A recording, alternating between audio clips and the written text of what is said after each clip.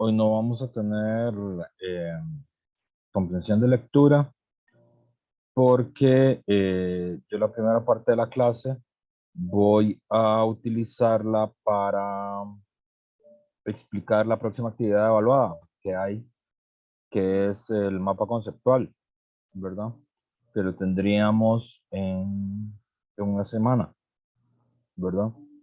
Entonces voy a leerlos primero la evaluación, que ya queda convocada para la próxima semana, para que no falte la otra semana, ¿verdad?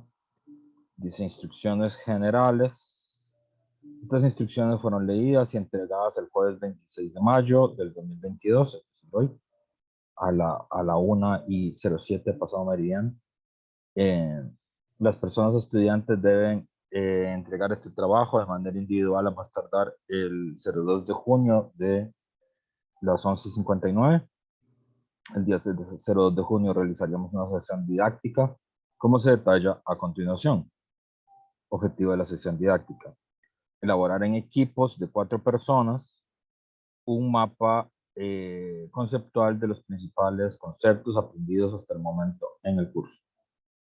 Tiempo: la actividad se desarrollará a lo largo de 2 semanas, porque la actividad empieza hoy oficialmente anunciándoles que van a tener el mapa conceptual, pero además, ya veremos al final de la evaluación, yo les aviso cuáles son los conceptos, ¿verdad? Y para que tengan una semana de tiempo para pensarlo, para buscarlos, para revisar otra vez la lectura donde aparecen, cómo aparecen, para que tengan tiempo de volver a ver los videos de clase, ¿verdad? Entonces, la primera semana se va a explicar las características de la actividad y la segunda semana se va a realizar la actividad como tal. Es decir, la evaluación va a ser efectiva el jueves 2. Indicaciones: los y las estudiantes se reunirán en grupos de 4 personas. Esos grupos van a ser hechos al azar por Zoom. Es decir, no saben con quién les va a tocar. Entonces, mejor que todos se preparen porque no se sabe con quién les va a tocar. Y durante la sesión del 02 de junio, es decir, sobre la clase del 02 de junio, es que se va a confeccionar el mapa conceptual usando bien herramientas tecnológicas, porque sé que a lo largo de estos 2 años de pandemia, pues ustedes han aprendido, seguro en otras clases, en otros cursos, ya les han pedido que hagan mapas conceptuales. Entonces creo que, bueno, este es el que yo uso, ¿verdad? El que está ahí. Pueden usar ese o pueden usar el que ustedes tengan a bien. Eh, o papel y cartulina si alguien se rehúsa a aprender cosas conceptuales. Entonces ahí ustedes eligen, pueden usar aplicaciones, pueden hacerlo en Word, pueden hacerlo y tomar una foto y mandarme la foto del mapa conceptual a mano alzada. Lo importante es que el mapa conceptual esté bien, obviamente. Y deben usar una lista de los conceptos que se les entregará previamente. Obviamente me parece mejor entregarles los conceptos antes para que ustedes tengan tiempo suficiente de pensarlos, de buscarlos y no de entregárselos hasta el jueves, y que ustedes pierdan la mayor parte de la sesión eh, buscando dónde es que están, ¿verdad? A mí me gustaría que la sesión del 2 de junio, sobre todo estén pensando en cómo construir el mapa y cómo relacionarlo y cómo queda mejor, ¿verdad? Cómo definir conceptualmente. Entonces, ¿cuáles son las listas de conceptos a trabajar? Estos son los que están, tienen que estar todos. No es de selección, sino que tienen que estar todos. Entonces, ser humano, conciencia, conciencia moral, conciencia social, filosofía, mito, ciencia, pseudociencia, superstición, incredulidad, individuo y método. Esos son los conceptos que tienen que ubicar y trabajar. Los conceptos deben contar con una pequeña definición que los aclare para que el profesor vea que entendieron cuál es la definición y que pueden hacer una definición.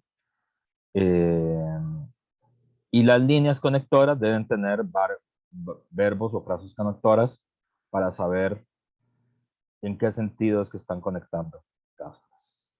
Entonces, y aquí está la rúbrica: claridad en la exposición, claridad en el uso de conceptos, que obviamente es lo más importante, capacidad de relacionar los conceptos con los textos, que es la otra cosa más importante, porque obviamente el profesor estaría evaluando lo que han entendido de los textos, y presentación y ortografía, porque una de las cosas importantes del mapa conceptual es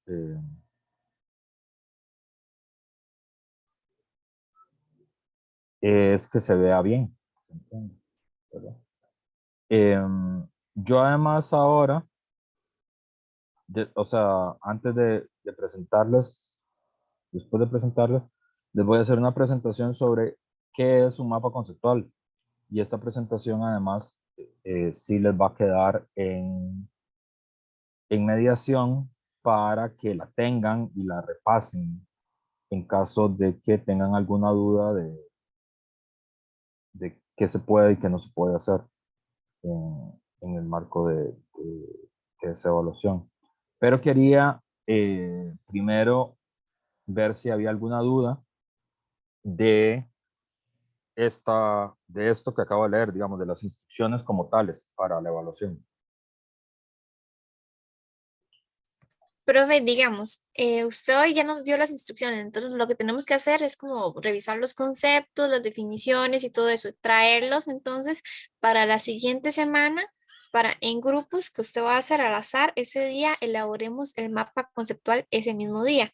Ujú. Ok, y entonces lo entregaríamos igualmente ese mismo día, Sí, pero tienen en hasta un las tiempo como, 11:59 para hacerlo. y habría que exponerlo como después del tiempo que usted nos dé para hacerlo, o como es, o no, No, no hay que exponerlo a la clase, solamente entregarlo. sí, o sea, el mapa conceptual, esto es muy importante, gracias por eso, Wendy. En la clase vamos a tomar la clase para hacer eso, entonces ustedes van a estar en la clase, yo también, y ahí ustedes me pueden, no sé, preguntar o lo que sea. Obviamente no me pregunten, profe, ¿esta definición de conciencia moral está bien? No, ¿verdad? Digamos, no vale preguntarle al profesor eh, si lo que les está preguntando está bien. ¿Quiere saludar al público? Saluda al público. Alicia las quiere saludar. Hola. Hola. Te mandan saludos. Dice, preguntan que si tienes alguna opinión sobre los mapas conceptuales. Supongo que son mapas y conceptuales y así te importa. Muy importante. ¿Y tu práctica? Estoy en break. En un break creativo. Sí. Es más complicado lo que crees. No crees que yo solo me ponga en el piano. Tengo que pensar los acordes y todo. Claro. Y el acompañamiento y el tiempo. Y el sonido y eso. Así que no creas que yo solo me ponga ahí. Sí. Hola. Tiene que hacer Hola. tiene que hacer una composición. Y entonces está en un break creativo. Para pensar. Para pensarlo. Como ustedes podrían tener una semana para pensarlo bien, porque las cosas hay que pensarlas bien. Uno nada más no se pone ahí y empieza a mover los dedos hasta que le sale el mapa conceptual o la composición. Entonces, importante lo que dijo Wendy, porque aquí ustedes no saben con quién les va a tocar primero, ¿verdad? Entonces, no estoy diciendo nada en especial de este grupo, porque es la primera vez que los tengo, y hasta el momento ha sido... un segundo.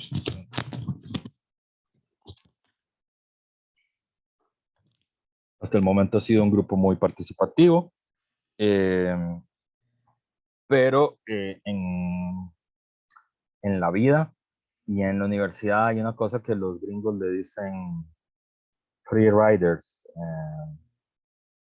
como los cabalgantes solitarios, digamos, que en español hay una palabra que es menos elegante para decirlo, que es montado, eh, que quiere decir alguien que se esquinea del trabajo colectivo, eso es lo que quiere decir, o sea, como que no trabaja cuando hay que trabajar en equipo. Entonces eso los gringos le dicen free rider. Entonces, el ejercicio está pensado para que no haya cabalgantes solitarios. Es decir, usted no sabe si le va a tocar con la persona que siempre tiene todo al día y tiene todo apuntado y tiene los mejores apuntes y los más ordenados y se lee 2 o 3 veces la lectura, o si le va a tocar con el que no hace nada de lo anteriormente narrado. Entonces, mejor todo el mundo tiene sus apuntes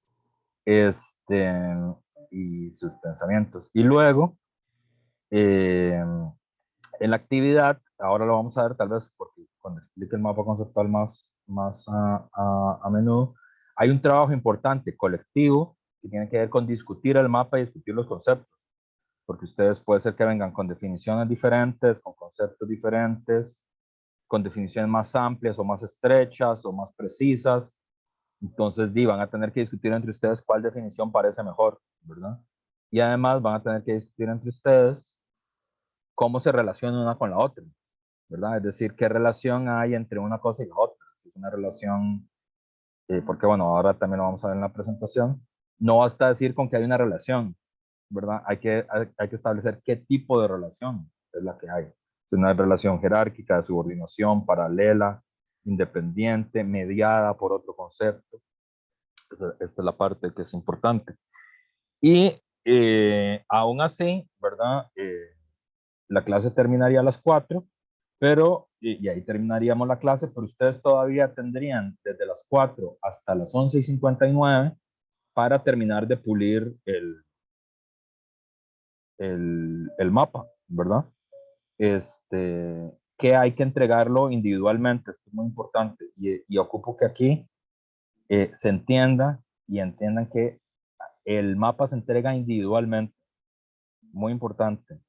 No vale decir, profe, yo hice el trabajo con Robertito y Robertito va a entregar el trabajo por mí. En este caso no, el trabajo es individual, ¿verdad? Hay que entregarlo individualmente. ¿Por qué?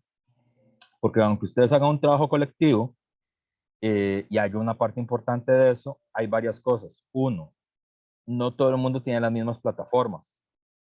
Entonces puede ser que uno use una y otro use otra. O puede ser también que en el debate sobre el mapa conceptual y no se pongan de acuerdo, nada más, ¿verdad? Es decir, que haya una definición de un concepto y haya otro que tenga otra definición y ninguno de los dos convenza al otro, digo, bueno, ni nada, entonces yo voy a terminar el mapa con esta definición o con esta jerarquía, porque es que no me convence lo que ustedes están diciendo, me parece que queda mejor así, ¿verdad? Y además porque hay, y esto es muy importante, en el mapa conceptual hay una parte que tiene que ver con que sea bonito. Es decir, hay una parte que tiene que ver con que sea agradable visualmente. Entonces hay un resto de creatividad que ustedes pueden aplicar ahí, ¿verdad? Ya, si quieren, ¿verdad? Entonces por eso es que la entrega es individual.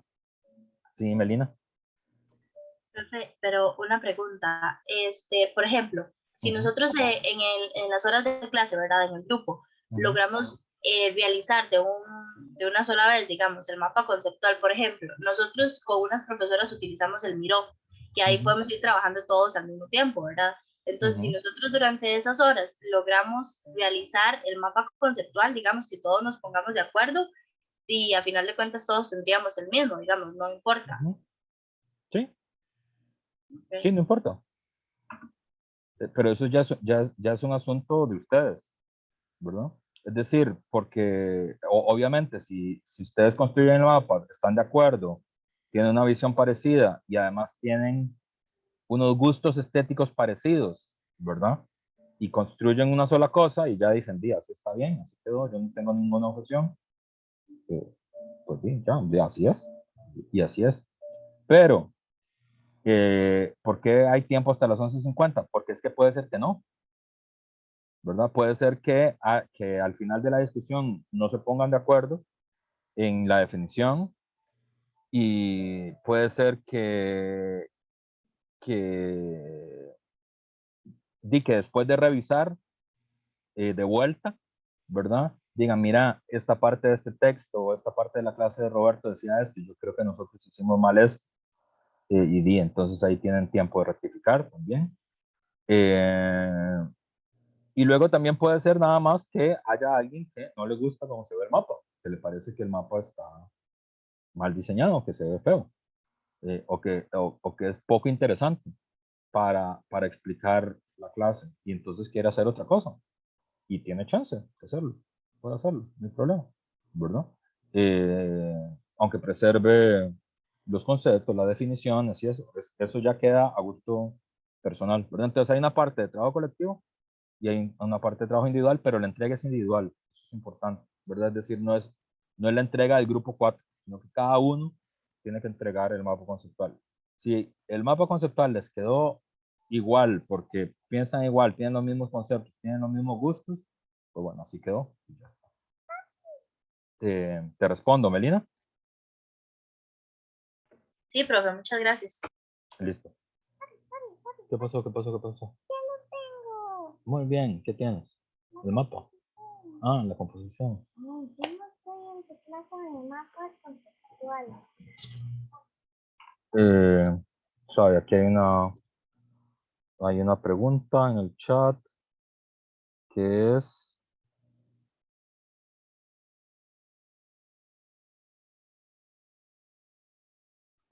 por los exámenes. Yo espero que esté en la otra semana ya.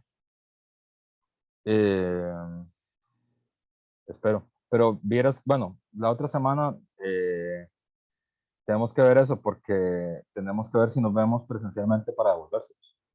Que es una posibilidad. Pero la otra semana lo hablamos.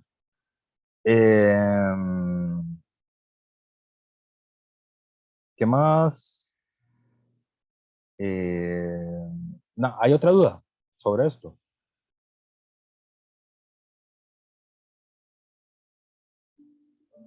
Yo creo que no, profe. Ok, perfecto. Entonces, vamos a ver una presentación sobre este tema del mapa conceptual para asegurarme, porque, bueno, es una técnica que se fue o se ha impuesto. Yo lo he utilizado en otras evaluaciones porque a mí me parece que es útil en el marco de trabajo virtual y a distancia para evaluar la comprensión de las estudiantes y los estudiantes. Entonces, yo le pedí a uno de mis asistentes que me ayudara a hacer, que se llama Carlos Alvarado, Carlos Alvarado, el bueno, para, para discutir más lo del mapa conceptual, porque sí lo que está claro es que hay confusiones a veces entre los estudiantes sobre qué es un mapa conceptual. Y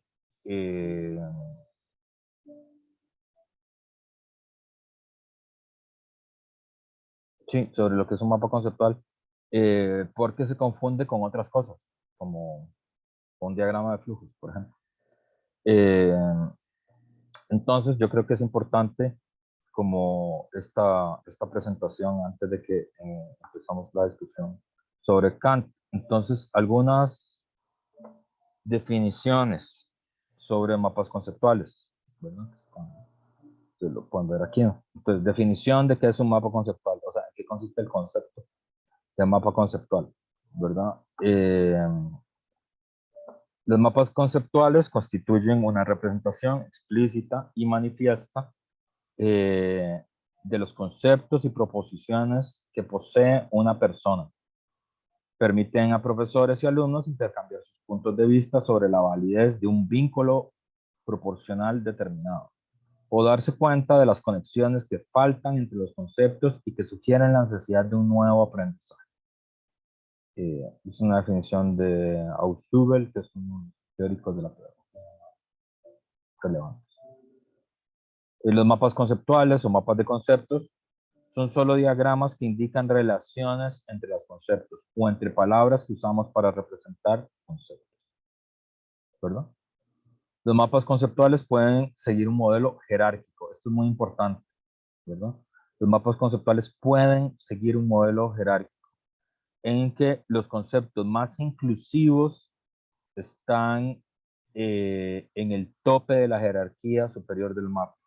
Entonces, los conceptos no son igual de abarcativos uno de los otros. Hay algunos que son más inclusivos. Y en una de las formas en las que se pueden hacer mapas conceptuales, esos conceptos son jerárquicos, tienen una jerarquía, ¿verdad?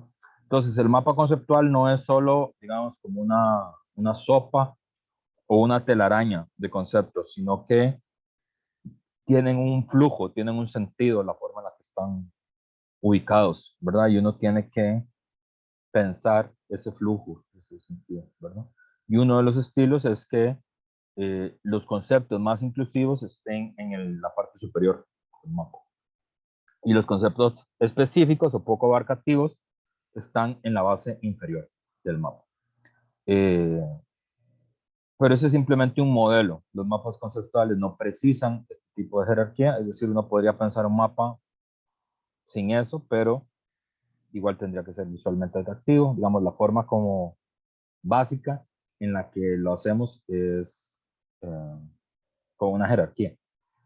Por otro lado, siempre debe quedar claro en el mapa cuáles son los conceptos contextualmente más importantes, ¿verdad? Es decir, aunque no hagamos esta forma, que es la forma como más escolar, si se quiere, de que haya, digamos, que los conceptos jerárquicamente más importantes y más abarcativos estén en la parte superior y los más específicos en la parte inferior, aunque uno no lo quiera ordenar así porque le parece que se ve demasiado cuadrado, demasiado feo, demasiado formal, igual hay que lograr mostrar cuáles conceptos son contextualmente más importantes y cuáles son contextualmente menos importantes, o sea, más específicos. Las fechas pueden utilizarse para dar una idea, una dirección a determinadas relaciones conceptuales, pero no obligatoriamente. Entonces, no hay tanto como reglas fijas, pero sí como indicaciones, ¿verdad? Y como ya les he dicho, no pueden ser confundidos con otras cosas que se parecen mucho a los mapas conceptuales, los diagramas de flujos, los organigramas, las infografías, ¿verdad? Que son otros instrumentos que también sirven para presentar información, ¿verdad? Entonces, ¿qué caracteriza a un mapa conceptual, ¿verdad? A un mapa conceptual lo caracteriza lo siguiente. Se estructura y organiza en forma concepto, palabras de enlace, concepto, ¿verdad? Este es el soporte, concepto, palabra de enlace, concepto. Con el cual se forman proposiciones, ¿verdad? ¿Qué sé yo? La filosofía es abstracta, es una proposición. Las clases sociales son 4 en la sociedad costarricense. Proposición. No estoy diciendo que esa proposición verdadera. Se forman con líneas, signos y palabras. Usualmente, como hemos dicho, sigue una organización jerárquica, se parte de los conceptos más generales a los más específicos y hay una subordinación de varios niveles. Hace interrelaciones entre los conceptos a través de cruces entre estos, ¿verdad?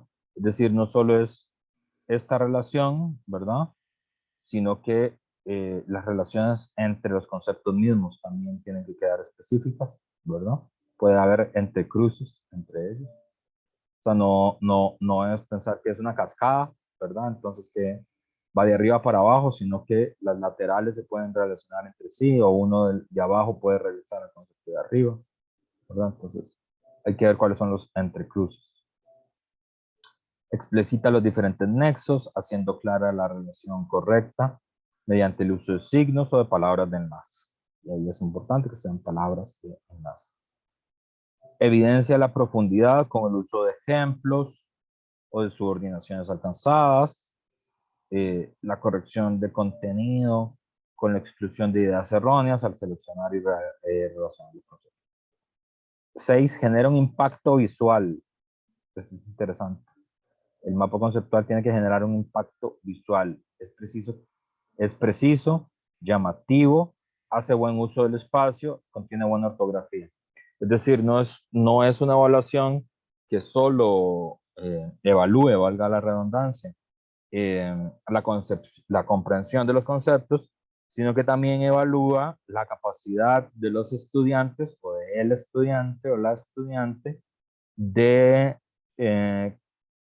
organizar el espacio y su relación con lo bello, con lo llamativo, ¿verdad? Con generar un impacto visual. Es decir, también hay una reflexión estética.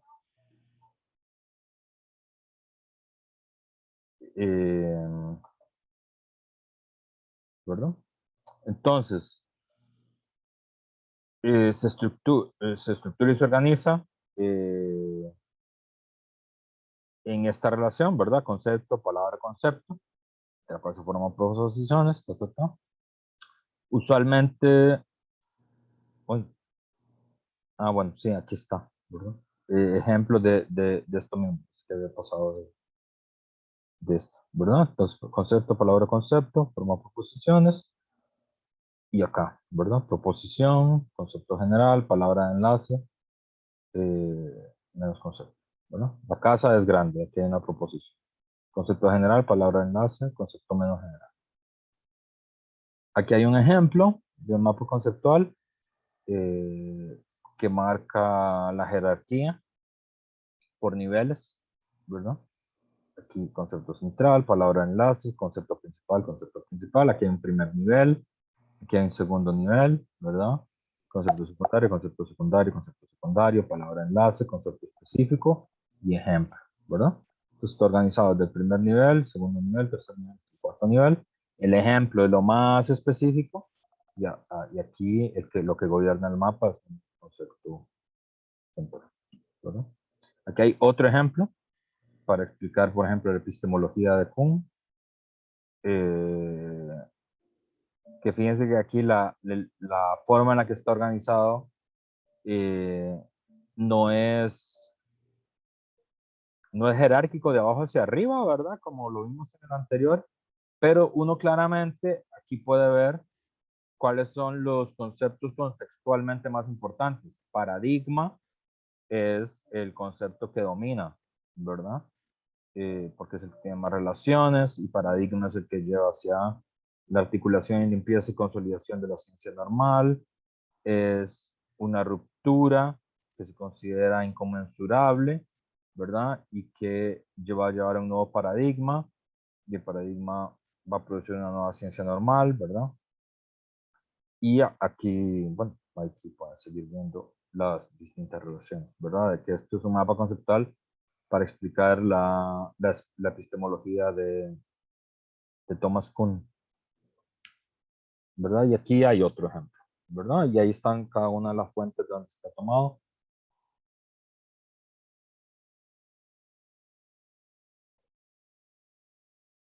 Por ejemplo, es un mapa conceptual más complejo eh, de, de, de la titulación, digamos, de un estudiante en pedagogía, ¿verdad? Listo. Entonces, para que vean esos distintos modelos, que evidentemente no significa que copien estos tres, pero para que vean distintas ideas, ¿verdad? Aquí hay otro. Es un mapa conceptual sobre el mapa conceptual. Y como esta es una clase de filo, creo que también es importante explicar, ¿verdad? Cuál es como la fundamentación teórica, filosófica, pedagógica, de la evaluación con mapa conceptual, ¿verdad? La fundamentación de producción de conocimiento proposicional está muy anclada, como les había dicho, a la teoría de Ausubel, ¿verdad? De Novak, teoría del aprendizaje significativo. Eso significa que la teoría del aprendizaje significativo se opone al conocimiento memorístico, porque implica la organización y la reorganización de las estructuras conceptuales previas. Se incorporan nuevas, aunque no implica que no se pierdan algunas. Y aquí vemos varios comentarios de Ausubel y de gente que comenta su teoría, ¿verdad? Por ejemplo, dicen, si tuviese que reducir toda la psicología educativa a un solo principio, enunciaría esto. De todos los factores que influyen en el aprendizaje, el más importante consiste en lo que el alumno ya sabe. Averigüe esto y enseñe consecuentemente, ¿verdad? Entonces, la teoría del aprendizaje tiene como pilar fundamental en esta evaluación saber qué es lo que ustedes ya saben. Digamos, para eso sirve este ejercicio. El aprendizaje es una experiencia es una experiencia consciente, claramente articulada y precisamente diferenciada que emerge cuando los signos, los símbolos, los conceptos o proposiciones potencialmente significativos se relacionan con la estructura cognitiva de un individuo dado, y se incorporan dentro de la misma en una base no arbitraria y sustantiva. Creo que eso es muy importante. Hay una incorporación sobre una base no arbitraria, ¿verdad? Es decir, nuevamente, el mapa conceptual no es una sopa, ¿verdad? No es una telaraña, no es como los palitos chinos, que yo no sé si ustedes han jugado palitos chinos alguna vez, que no, sí, no, los golpeas sobre el piso y caen de cualquier forma, ¿verdad? No es eso, sino que es una base no arbitraria y sustantiva. La esencia del proceso de aprendizaje significativo reside en que ideas expresadas simbólicamente son relacionadas de modo no arbitrario, sino sustancial, con lo que el alumno ya sabe. Esta es pues la fundamentación teórica de la idea de por qué es importante hacer mapas conceptuales y que tiene una suposición filosófica, pedagógica muy importante, que es el aprendizaje consiste en apoyarse en lo que los estudiantes ya saben y a partir de ahí continuar, ¿verdad? Algunos aspectos a considerar sobre la asimilación. El aprendizaje subordinado es el proceso donde una nueva información adquiere significado por medio de la interacción con los conceptos integradores, refleja una relación con la estructura cognitiva previa. Esto se produce cuando las nuevas ideas se relacionan subordinalmente con ideas relevantes, impulsores, de mayor nivel de abstracción, generalidad e inclusividad. Esto es una de las cosas que se logra cuando uno tiene la capacidad de producir de manera adecuada un mapa conceptual.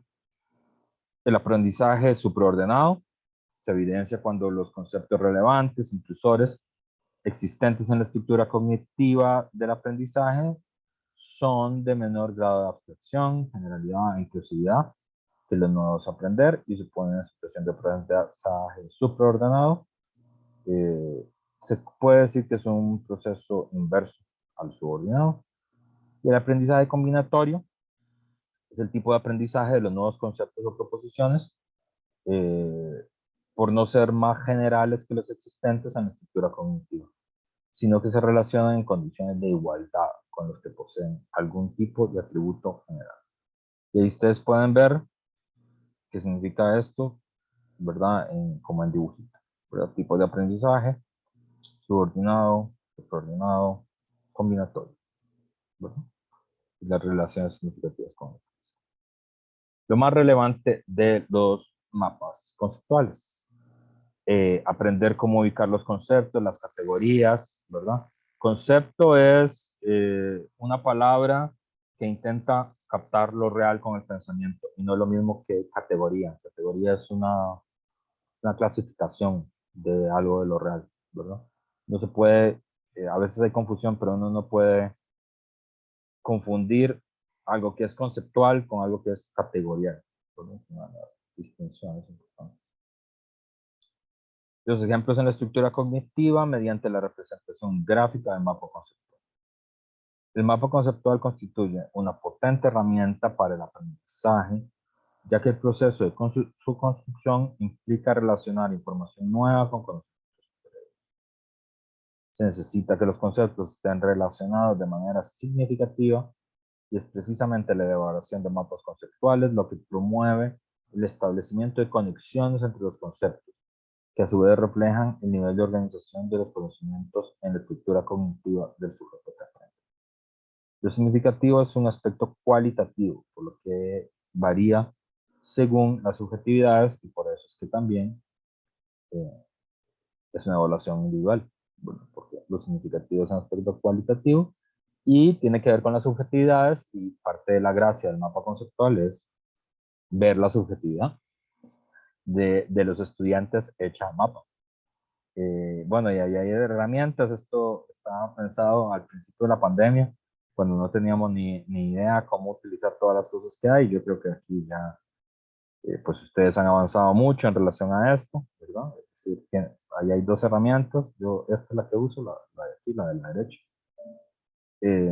Pero ustedes seguro ya hicieron varios con varios profes, con varias herramientas, entonces usen la que les guste más, la que les sea más fácil, la que les sea más cómoda, la que sea más bonita, no hay impedimentos. Si hubiera alguno entre ustedes que es tecnófobo, como yo, entonces también tienen la posibilidad de hacerlo a mano y mandar una foto. Es una posibilidad. Nadie ha utilizado esa posibilidad desde que evalúo con mapas conceptuales, pero supongo que llegará el día en que alguien quiera hacerlo.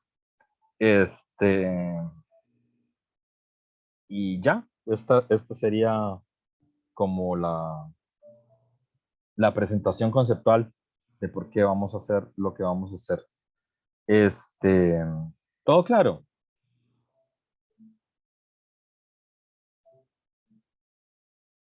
Hagan así para saber que está todo claro.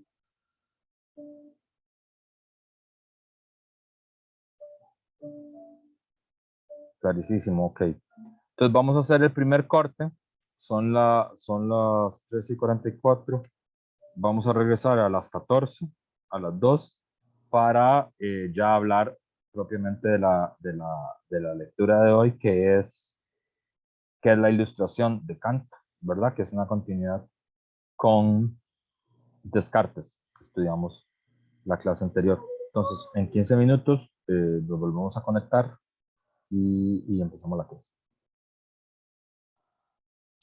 Entonces, hoy vamos a estudiar la filosofía de Immanuel Kant, ¿verdad?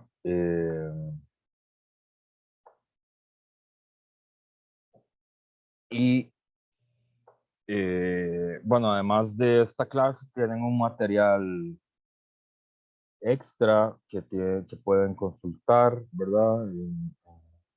Mediación, un video explicando así por encima la filosofía de Kant. Lo que ustedes leyeron es un texto que se llama ¿qué es la ilustración? ¿Verdad? Entonces, Kant es un filósofo alemán, ¿verdad? Que se le considera uno de los más relevantes de nuestro tiempo y hace parte de una cosa que se llama la ilustración, ¿verdad? La ilustración tiene varios matices, ¿verdad? Hay una ilustración que es la más famosa, que es la ilustración francesa, donde están autores como Voltaire, como Diderot, como Holbach, ¿verdad? Y son autores de la enciclopedia. se le llama, que es literalmente una enciclopedia, que intenta recopilar todos los conocimientos que los seres humanos tenían en ese momento, por eso también a veces se les llama los enciclopedistas.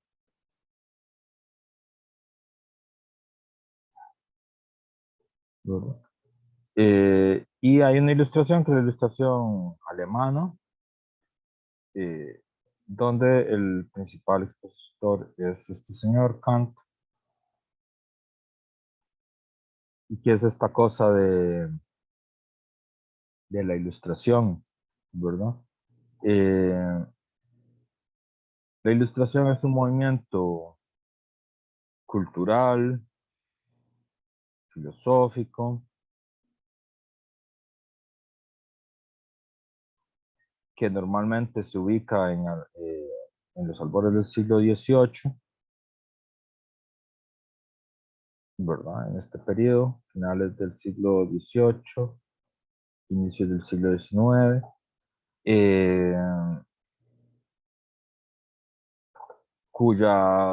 bueno, que se le llama la ilustración o el iluminismo.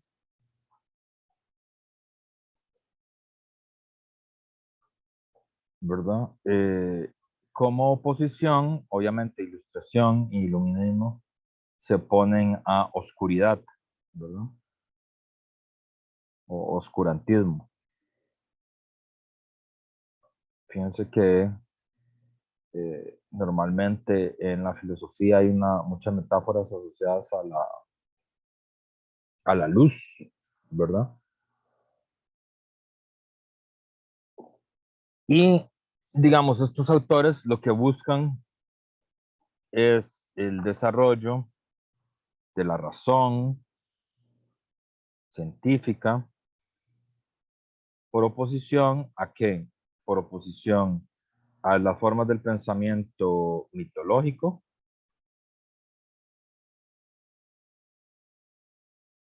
las del pensamiento mítico, por oposición al pensamiento supersticioso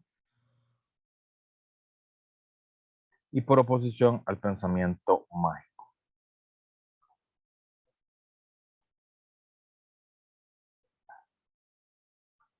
Entonces, esto es la ilustración, ¿verdad? Es un movimiento cultural, filosófico, literario, cuya principal esfuerzo es la promoción, digamos, de la razón científica eh, en contra de otras formas de razonamiento de tipo mítico, tipo supersticioso o formas del pensamiento mágico. En específico, Kant se le considera también, o se le dice, es parte de la Ilustración francesa, pero también se le dice, se le indica como iniciador de lo que se le puede llamar la filosofía crítica, es otra forma de la que se le refiere, ¿verdad? O la tradición crítica, es otra forma en la que también se habla de Kant.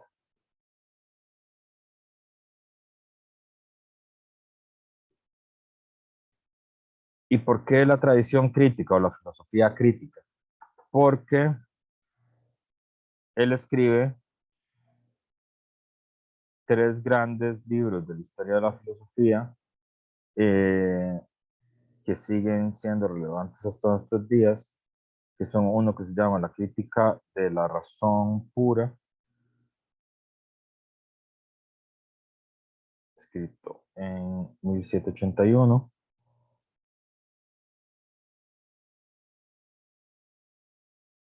Escribe otro que se llama La crítica de la razón práctica.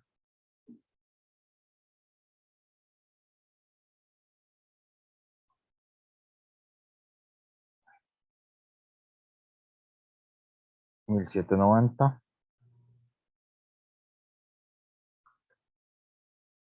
y escribe La crítica del juicio en 1793.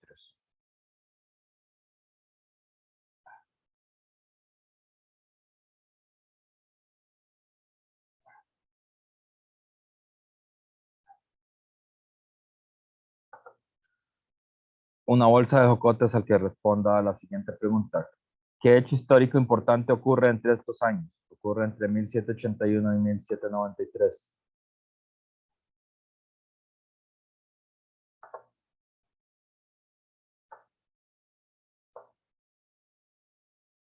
¿Qué hecho histórico importante ocurre entre 1781 y 1793?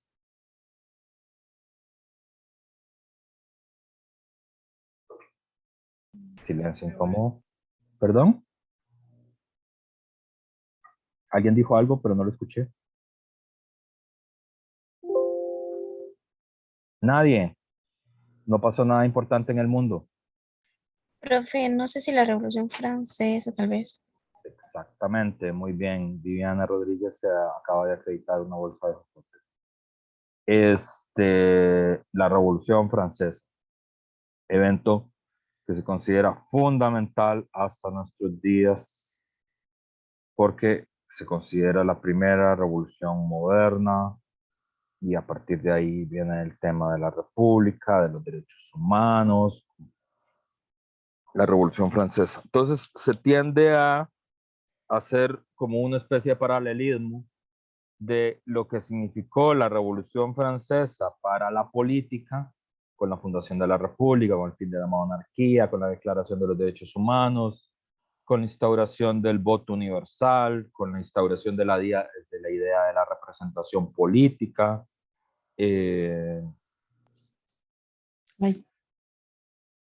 Eso que es importante para la política, digamos, Kant sería el equivalente de eso para el mundo de la filosofía. Entonces, digamos, la Revolución Francesa fue a la lucha política lo que Kant representó a la filosofía.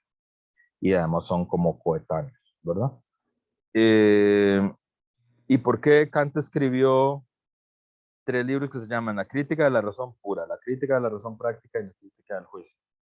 Porque crítica aquí significa, entonces aquí esto es muy importante porque esa es una de esas palabras que se usa mucho, que en la universidad se usa mucho, que es como una especie de palabra valor y palabra código, ¿no? En la universidad, ¿no? Chicos, yo espero que ustedes sean críticos o vamos a fomentar el pensamiento crítico o esperamos que ustedes sean personas críticas, ¿verdad? Entonces, eh, hay como un uso vulgar del término crítico que es como inconforme, ¿verdad? Es decir, que es como, ay, no sea tan criticón porque usted no, porque no le gustó Avatar, ¿no? Porque usted no puede ver la película de Marvel y no decir que no le parece. Entonces, como en ese sentido, ese es el uso vulgar del término. Eh, y también, eh, a veces los profes lo usan como sinónimo como de avispado, ¿no? Como de, qué bien, el grupo, el grupo de tercero son muy críticos, ¿verdad? Quiere decir que se leen las cosas y que son avispados y que opinan. Eh, Avispados y avispadas. Pero crítica aquí tiene un sentido técnico, conceptual, que es importante porque está asociado a Kant como tal. Entonces, crítica quiere decir que el establecimiento de los límites, las posibilidades de algo. Eso es lo que quiere decir crítica. Cuando uno hace un enjuiciamiento crítico de algo, lo que está haciendo es establecer los límites y las posibilidades de algo, ¿verdad? Entonces, Marx escribe la crítica de la razón pura. ¿Qué quiere decir? Hay que establecer cuáles son los límites de la razón y cuáles son las posibilidades de la razón.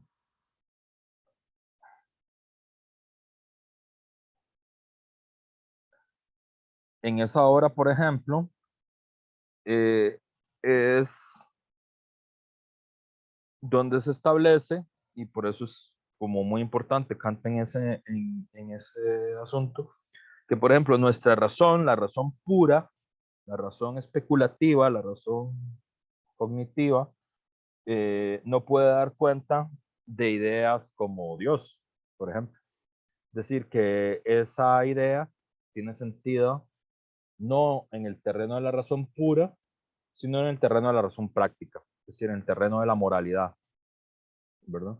Es decir, en el terreno cognitivo, en el terreno de la razón especulativa, una idea como la de Dios, la razón se pierde cuando intenta determinar qué sería eso, sino que eso es importante en la razón práctica, en el comportamiento moral, ¿verdad?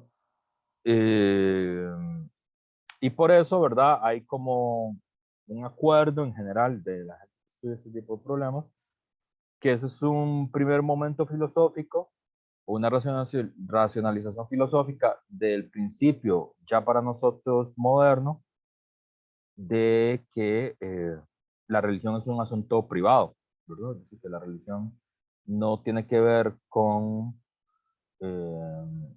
la ciencia, digamos, la ciencia no tendría por qué subordinarse a razones teológicas, tampoco tendría que ver con el Estado, ¿verdad? No sería conveniente que el Estado tuviera fe, ¿verdad? Como era la usanza en el pasado, que los estados tuvieran confesionalidad.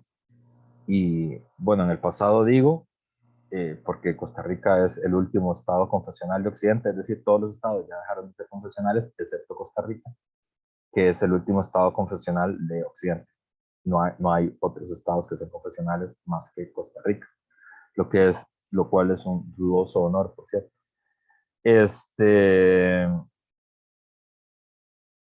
Y entonces eso es importante en el terreno de la moralidad, digamos, del comportamiento privado de las personas. Y que eso no disminuye, digamos, la fe, sino que la coloca en el lugar adecuado, en el que debe estar, en el lugar que corresponde. Pero bueno, eso es una historia larga, tendrían que leerse los libros, son complicados de leer, pero digamos, a Kant se le recuerda por eso, ¿verdad? Por el establecimiento de la crítica y por lo tanto también por desarrollar la idea de que la filosofía en general, y por eso tiene cada una de estas distintas críticas, va a responder siempre a 4 grandes preguntas. La filosofía tendría siempre 4 grandes preguntas.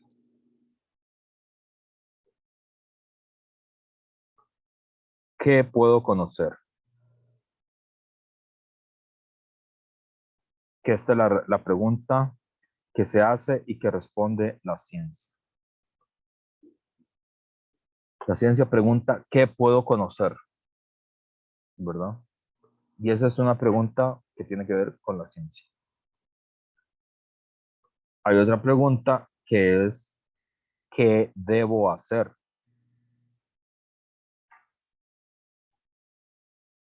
Que eso no es una pregunta científica, es una pregunta moral. ¿Verdad? Y bueno, y entonces, ¿qué puedo hacer? Responde la ciencia. Y esto tiene que ver con el orden de lo verdadero.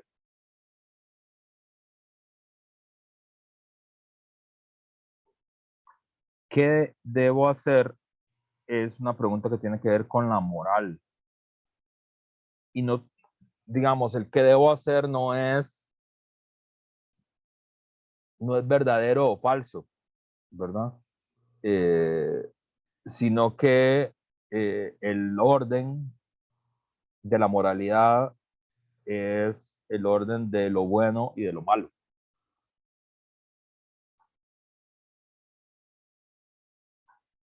Por ejemplo, si uno dice, debo tratar a las personas como fines y no como medios, eso no es ni verdadero ni falso, ¿verdad? Eso es bueno o malo, ¿verdad? No tiene sentido preguntar si es verdadero que tengo que tratar a las personas como fines y no como medios, ¿verdad? La pregunta por lo verdadero o lo falso es, por ejemplo, si decimos, bueno, todos los seres humanos morimos, sí, eso es verdadero, todos los seres humanos morimos, y eso es materia de la ciencia, de la medicina, de la gerontología, ¿verdad? ¿Cuándo vamos a morir? Es una cosa que depende de la ciencia, depende de la investigación, depende de qué capacidad tenga uno para resolver problemas que tienen que ver con el hecho cierto de que todos los seres humanos eventualmente moriremos. Eh, pero es una pregunta de la ciencia, no es una pregunta de la moralidad. La pregunta de la moralidad tiene que ver con cómo puedo saber que la acción que yo llevo a cabo es buena en sí misma, ¿verdad? Y esa es la pregunta, ¿verdad? La, la respuesta que va a dar Kant es esa, ¿verdad? Es decir, yo sé que estoy actuando bien si considero que esa acción que estoy realizando es susceptible de ser generalizada, de ser universalizada. Es decir, si yo quisiera que esa acción la hiciera todo el mundo,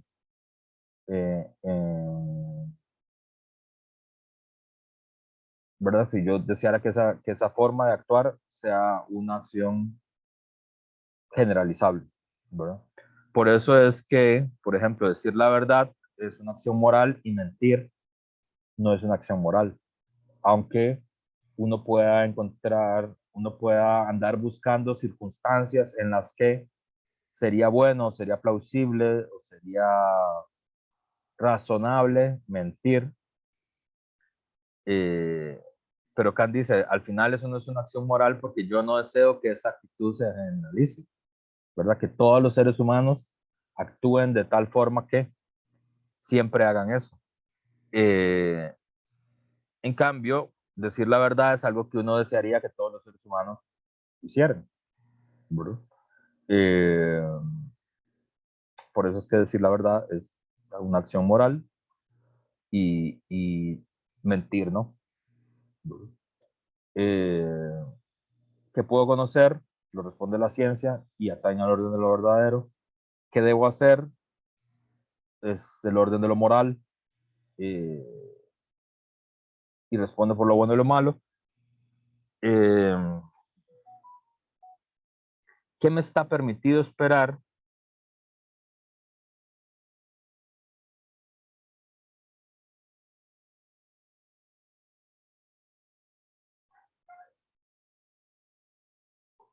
Que esa es una pregunta que tiene que ver con la religión, pero también tiene que ver con la estética,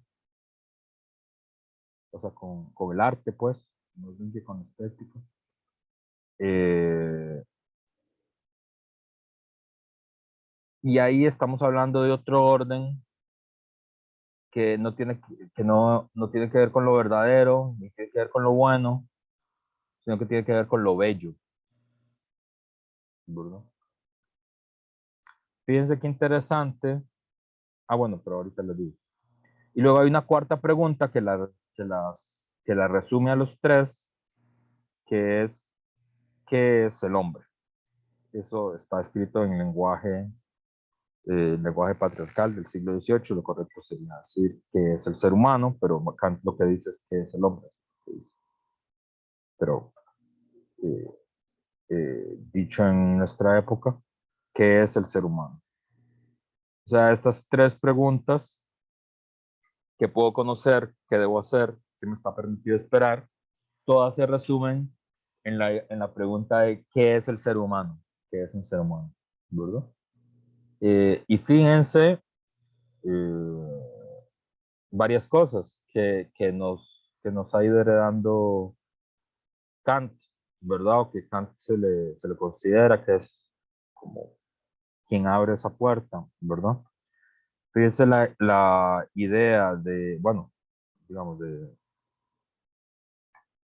lo que él le llama la religión en los límites de la mera razón, es decir, la idea de construir una esfera privada donde, eh, donde la fe pueda realizarse, digamos, sacándola del terreno de la ciencia y del terreno de la política, eh, sin que eso menoscabe su dignidad. Y la idea de las esferas del conocimiento. Es muy importante, ¿verdad? Es decir, la idea de distinguir aquello que es verdadero, el orden de lo verdadero, el orden de lo bueno y el orden de lo bello. Y son esferas del conocimiento. Ustedes recordarán la película esta, Jurassic Park, ¿verdad? ¿Alguien se acuerda de Jurassic Park? ¿Alguien vio Jurassic Park? Nadie. Wendy sí la vio. ¿De qué trata Jurassic Park, Wendy? De ahí probé un parque de dinosaurios, como lo dice. Bueno, pero eso no es decir qué trata la película, eso es traducir el título. Bueno, trata sobre que ellos, bueno, hay una gente que tiene ahí como un parque que tiene un montón de dinosaurios, ¿verdad? Y ya luego, pero bueno, la vi hace mucho tiempo, entonces no me acuerdo del todo, ¿verdad? ¿Cómo que Pero, tiene unos dinosaurios? ¿Cómo uno ah, puede tener unos dinosaurios? de ahí eran agresivos y todo. No, pero ¿cómo es que tienen dinosaurios? Yo puedo tener un perro, ¿no? Alguien puede tener un Ah, dinosaurio. profe, eso sí no me acuerdo, sorry. ¿No se acuerda por qué tienen unos dinosaurios? No, no me acuerdo, la verdad. Es que la vi hace mucho tiempo. Ustedes pueden tener dinosaurios, No, porque no pueden tener dinosaurios. sí, porque no tenemos, no sé, algo con lo que clonarlos o algo así, no tenemos nada para clonarlos. Bueno, eso no es la respuesta correcta. ¿Por qué no pueden tener dinosaurios? ¿Por qué? ¿Por qué? Que ya no existen. En este momento. Porque ya no existen. Esa es la respuesta correcta. Ajá. No pueden tener dinosaurios, pues no existen, ¿verdad?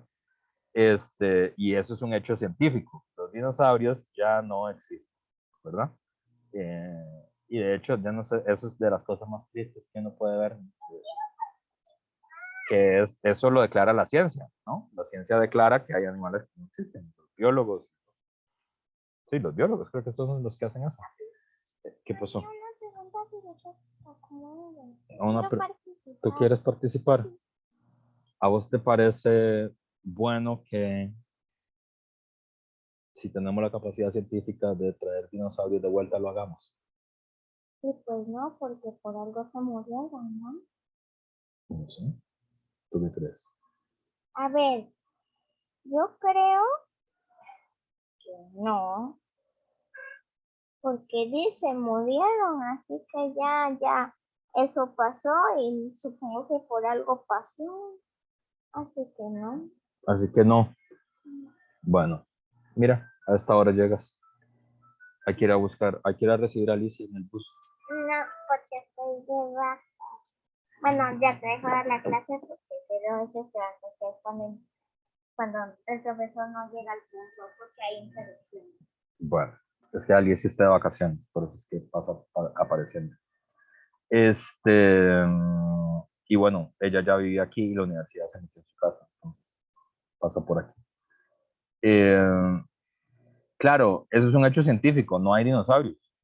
Y eso ¿verdad? Eso lo decretan los biólogos, creo. Son los que decretan eso, ¿verdad? Entonces, tal especie ya no existe y eso es un hecho científico. Y eso es verdad o falso, ¿verdad? Y a veces resulta ser falso. A veces dicen, este animal ha sido declarado extinto, pero nos hemos dado cuenta que no, que en realidad sigue existiendo en no sé qué lugar. Entonces, eso ya no es verdadero, es falso, ¿verdad? Entonces, esas son las respuestas de la ciencia. Si las cosas son verdaderas o falsas, ¿verdad? Y entonces, en Jurassic Park es una pregunta científica, ¿verdad? Que es una ficción que parte del hecho de que los dinosaurios, que todos sabemos que están extintos, los seres humanos desarrollamos el conocimiento científico para poder volver a traerlos a la vida. De eso es lo que se trata. Y deciden hacer un parque de dinosaurios en la isla del Coco, de hecho. Se supone que está en la isla del Coco. Pero digamos, la película no digamos, en ese sentido sería una película bastante kantiana. No le interesa el hecho verdadero de que ya tenemos la capacidad científica de traer de vuelta a los dinosaurios, sino que es una pregunta moral, que es, ¿sería bueno si tenemos el conocimiento científico para traer de vuelta a los dinosaurios, traerlos de vuelta? Y la respuesta de la película es no. No. Digamos, es verdad que podemos traer los dinosaurios, pero no es bueno que los traigamos de vuelta. Son dos preguntas de orden distinto, ¿verdad? Y la gracia es que, digamos, quienes impulsan Jurassic Park confunden las dos preguntas. La pregunta de la ciencia, ¿tengo la capacidad de traer de vuelta a los dinosaurios? Sí, eso es verdadero. Con la pregunta de la moralidad, ¿es bueno que yo traiga de vuelta a los dinosaurios? ¿Verdad? Entonces, ya en nuestro mundo, digamos, nosotros distinguimos esas distintas esferas. Y eso es muy importante en el orden de la comprensión racional y en el orden de nuestra vida civilizada. Poder distinguir los argumentos de la ciencia, los argumentos de la moral y los argumentos estéticos, ¿verdad? Eh, Fíjense que en el único lugar donde los argumentos siguen estando juntos, y eso es porque esa es el primer conocimiento científico propiamente dicho que nosotros tuvimos, es en la matemática. En la matemática, lo verdadero, lo bueno y lo bello es lo mismo.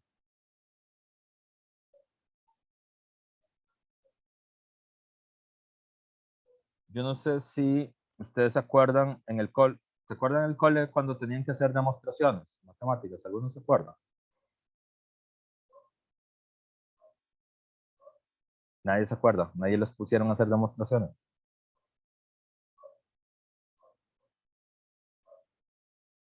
No. Llevaron más en el cole, ¿verdad? Sí, profe. ¿Y se acuerdan de hacer de cómo se hacían demostraciones? No, No. no me acuerdo. Pues, hace 1000 años, profe, que ya fui al colegio y yo. No son tantos 1000 años, ¿no? Hace 4 años salieron ustedes del cole. No, yo no, yo salí hace muchos años más. Ah, bueno, es que bueno, no. Sí. Yo tengo una imagen mental o sea, una media de qué edad deberían tener hasta. Bueno, hay una cosa que se llama la demostración en mate y a veces los profesores, yo creo que algunos de ustedes se recordarán, decían, no, es que esa demostración está mal porque tiene un paso de más, por eso es que está mala, ¿verdad? Eh, y uno decía, pero ¿por qué está mala si al final llegué al mismo resultado? ¿Por qué si hago un paso de más va a estar mal? Y es porque en la mate las demostraciones tienen que ser simples. Si usted hace un paso de más, está complicando la explicación. ¿Y por qué tienen que ser simples? Porque es que lo simple es más bonito, lo simple es más bello. Entonces, la demostración está mejor hecha si usted hace la menor cantidad de pasos posible. ¿Por qué? Porque lo simple es más bonito y es más verdadero porque es más bonito. Y eso normalmente, si uno se lo explicaran, tendría más sentido que si nada mal el profe le dice eso está mal porque tiene un paso de más. Y es porque en la mate todavía no, como es una ciencia tan antigua, es una ciencia de hace 2500 años, eh, todavía no tiene estas distinciones, ¿verdad? Entonces, las cosas más bonitas son más verdaderas y están buenas por eso, porque son bonitas. Y lo bonito es lo más sencillo, lo más simple. Eh, Habíamos dicho, sí, ustedes vieron Ágora de Amenábar, ¿verdad? ¿O no la han visto todavía?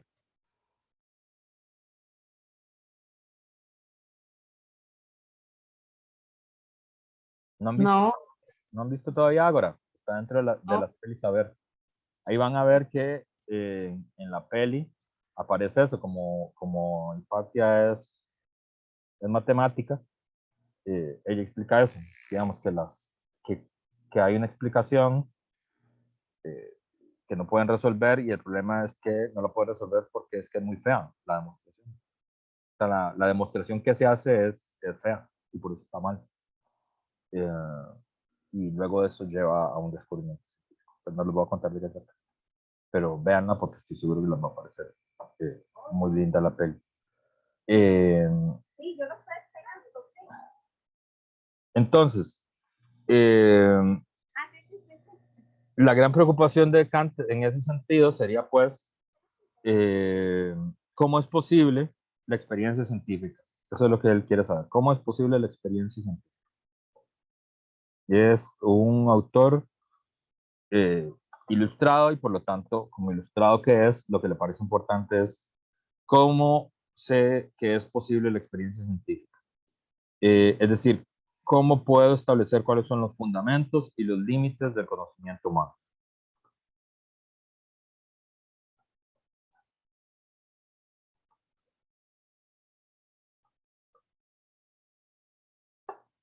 Y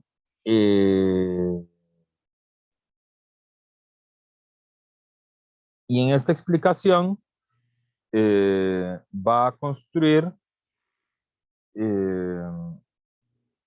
la idea de que lo primero, ¿verdad? Va a ser la construcción de un yo.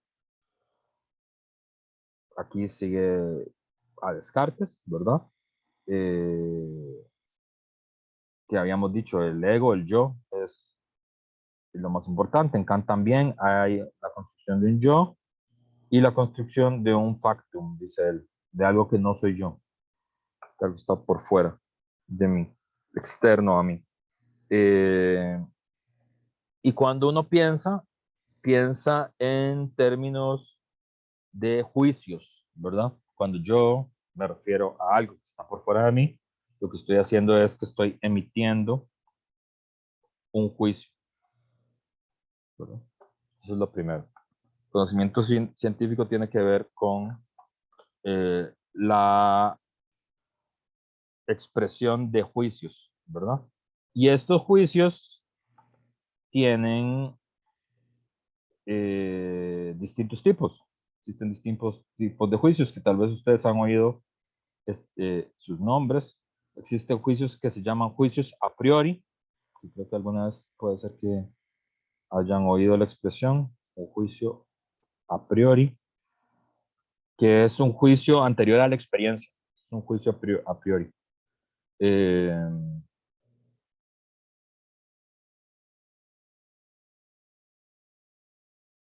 Y estos son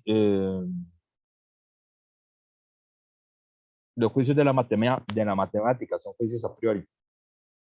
¿Por qué? Porque tienen una validez universal que es anterior a la experiencia humana.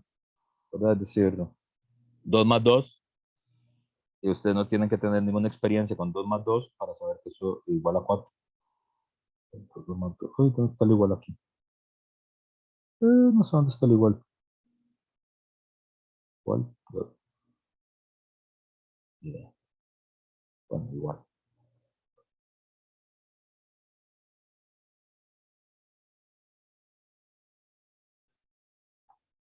Eso es a priori, digamos, anterior a la experiencia, ¿verdad? Entonces, un juicio a priori, cuando uno dice que alguien está emitiendo un juicio a priori, es un juicio que tiene validez antes de que yo tenga experiencia de ese juicio. Luego hay otro tipo de juicios que se llaman juicios a posteriori. Estos son palabras latinas. Y los juicios a posteriori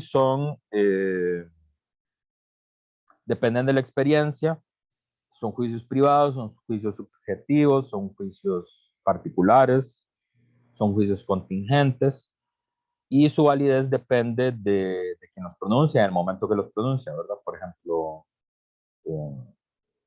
Francini salió hace mucho del colegio, y eso es un juicio a posteriori, ¿verdad? Y eso es verdad o no, depende de la experiencia, depende de quién lo pronuncia, depende del momento que lo pronuncia. esa afirmación es verdadera ahora, hoy, pero no es verdadera hace, no sé, 8 años, ¿verdad? ¿Verdad? Entonces, ese juicio, Francine salió hace mucho del colegio, es a posteriori, ¿verdad? Y es verdadero, y depende de quién lo dice y depende en qué momento lo dice, ¿verdad? Es contingente, ¿verdad? Entonces se llama un juicio a posteriori. Hay otros juicios que se llaman sintéticos y hay otros juicios que se llaman analíticos. Que todas estas palabras ustedes alguna vez las han oído, pero creo que nunca como que alguien puede ser probable que nadie se las haya definido, ¿verdad? Un juicio sintético es un juicio que podrían ser a priori como los de la matemática, pero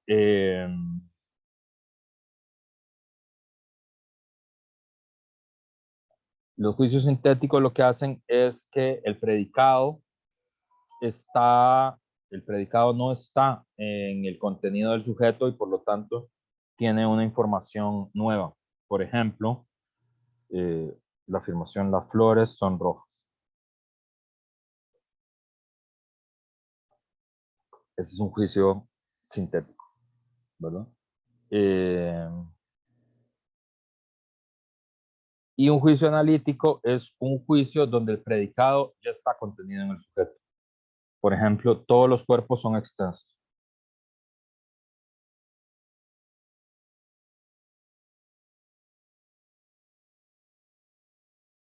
Ese es un juicio analítico, ¿verdad? Los sintéticos tienen información nueva. ¿Por qué? Porque nos dice las flores son rojas. Entonces uno dice, ah, claro, eso es nuevo, porque no todas las flores son rojas. Una información nueva al respecto. En cambio, un juicio analítico es cuando uno dice, todos los cuerpos son extensos. ¿Por qué?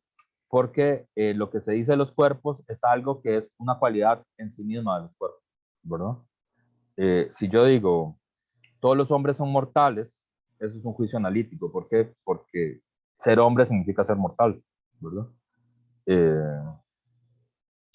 En cambio, si uno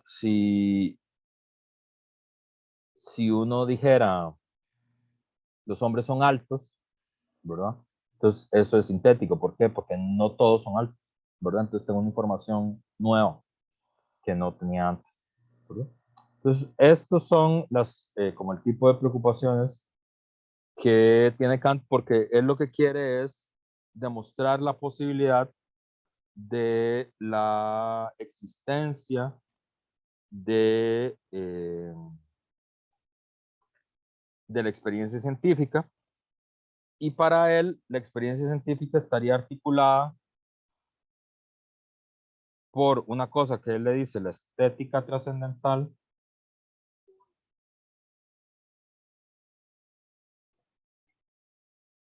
Buena suerte.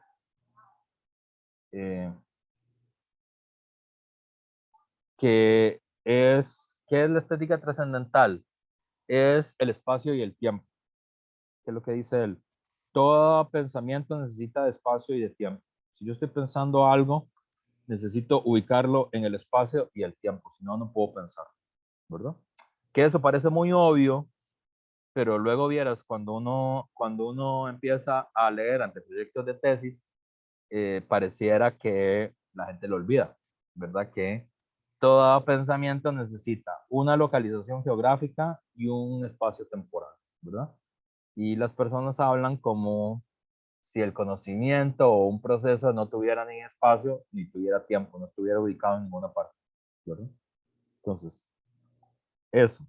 Hay otra cosa que se llama la imaginación, que es otra facultad muy importante del conocimiento, que lo que hace es, ¿cómo decirlo?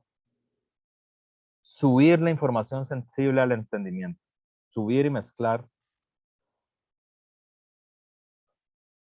la información sensible al entendimiento. Eso es lo que hace la imaginación. Es decir, los datos que tienen nuestros sentidos ¿verdad? El espacio, el tiempo, los colores, la distancia, la dureza, el sabor, ¿verdad? Los datos que vienen de nuestros sentidos. La imaginación lo que hace es que los sube al entendimiento, sí, los sube, digamos, sería la forma de decirlo. A la razón, al entendimiento, y eventualmente los puede mezclar. Y por eso es que uno puede imaginar cosas, ¿verdad? Uno puede imaginar un dragón, ¿verdad? Porque usted está mezclando la imagen de un lagarto con la imagen de un pájaro. Usted puede imaginar que puede haber tierra más allá del mar, porque ha pasado que uno navega un mar y luego llega a otra tierra que uno no conoce.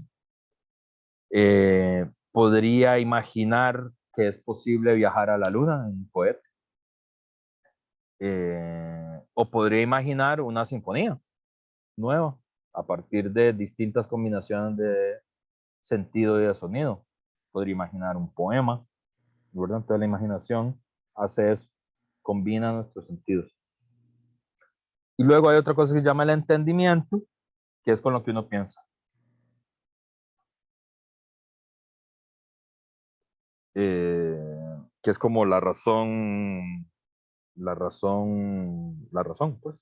Ese es el nivel del razonamiento. Y luego tiene otra cosa, que esto es importante en la filosofía, pero no es importante en esta exposición, que se llama la razón como tal, que es la que resuelve los problemas que el entendimiento no puede resolver. El entendimiento es sobre todo con lo que usamos para producir ciencia, para producir conocimiento científico, con ayuda de nuestros sentidos, con nuestra ayuda de la percepción del espacio y del tiempo, con nuestra ayuda de la imaginación. Ese es como el modelo, digamos. Profe, ¿Sí? ¿me repite qué fue lo que dijo de la razón, porfa? Es que digamos, eso es importante en la filosofía de Kant, pero no es tan importante para ustedes en esta clase propiamente dicho, pero la razón lo que hace es que resuelve los problemas que el entendimiento no logra resolver. O sea, hay cosas como que el entendimiento no logra resolver. Nuestra razón científica, lo que usamos para razonar, no lo logra resolver. Y ustedes dirán, profe, ¿y qué cosa no logra resolver el entendimiento? Por ejemplo, el infinito, que es una idea que a uno le cuesta mucho de entender, ¿verdad? Uno se pierde ahí, como en la idea de qué significa el infinito, ¿verdad? Yo no sé si ustedes recuerdan aquí, otra vez de regreso a la mate, ustedes recordarán que entre un número y otro hay infinita cantidad de infinitos. ¿Ustedes recuerdan eso? De mate. No, no sé si se los explicaron. Sí, profe. ¿Se acuerdan de eso? Que entre 1 y 2 hay infinita cantidad de infinitos. A ver, dice Natalia, sí, ¿verdad? Porque entre 1 y 2 están las fracciones, que son infinitas, pero también están los números racionales, que también son infinitos en sí mismos, y están las combinaciones de fracciones y números racionales, que a su vez son infinitas, ¿verdad? Entonces, entre cualquier denominación, entre 1 y 0, habitan varios infinitos, ¿verdad? Lo cual que cuando uno se lo explican, uno dice, sí, no entiendo. ¿Cómo van a haber infinitos metidos en infinitos? ¿Verdad? Entonces, digamos, eso no lo resuelve el entendimiento, eso lo resuelve la razón. Y hay varios tipos de infinitos que uno no logra entender. Por ejemplo, el infinito matemático es uno, y el infinito del cosmos es el otro, ¿verdad? Uno es como, ¿qué significa que el cosmos sea infinito? ¿Verdad? Porque normalmente para nosotros todos los procesos tienen que ser finitos, tienen que empezar en algún lado y terminar en algún lado. Nuestro entendimiento es lo que hace, ¿verdad? Empezamos en una cosa, terminamos en otra cosa, y ese es el desarrollo, ¿verdad? Entonces la idea del infinito nos confunde mucho, ¿verdad? Eh, entonces eso lo resuelve la razón, no lo resuelve el entendimiento. Luego eso tiene otras implicaciones filosóficas y políticas que no vienen tanto al caso porque este no es, digamos, un curso de Kant, sino que es una presentación muy rápida de cómo de qué trata un poco su filosofía, ¿verdad? para que ya tenga sentido lo que voy a explicar a continuación, que es el texto de la ilustración, porque ya algunos de ustedes estarán diciendo, bueno, el profe todavía no se ha referido a lo que tenemos que leer, esto está muy raro. Pero es porque me parecía que había que encuadrar la filosofía de Kant para entender ese texto que se llama ¿Qué es la ilustración? ¿Verdad? Que es un texto canónico de él y se le considera un texto muy importante en la historia de la filosofía. Y ya vamos a ver por qué, pero para eso había que hacer esta otra cosa. Pero vamos a hacer un pequeño corte, porque son las 14:52. Entonces vamos a hacer un corte último de 10 minutos para lavarse la cara y hoy te mandé mensaje solo a uno de ustedes. Nos vamos a ver de vuelta a las 15 horas, a las 3, para hacer una última explicación de esto, de qué es, de lo que trata la ilustración. La parte final de la clase tiene que ver con el texto que es la ilustración, que es un texto clásico de la filosofía de Kant. Entonces, la respuesta de qué es la ilustración, lo primero que va a señalar Kant es lo siguiente. La ilustración es la liberación del hombre, del ser humano, de su culpable incapacidad. Lo que él va a sostener es que lo contrario a la ilustración es una culpable incapacidad. Una incapacidad de la que uno tiene culpa. ¿En qué consiste esta culpable incapacidad? La incapacidad significa la imposibilidad de servirse de la inteligencia sin la guía del otro. Esta es la incapacidad. El uso de la inteligencia sin la guía del otro. Este es el punto. Esta incapacidad es culpable porque su causa no reside en la falta de inteligencia, sino de decisión y de valor para servirse por sí mismo de ella sin la tutela del otro. Sapere aude. Ten el valor de servirte de tu propia razón. Otra traducción posible, que es la más famosa, es atrévete a pensar. Sapere aude significa. Dice, ese es aquí el lema de la ilustración. Sapere aude, que es atreverse a pensar.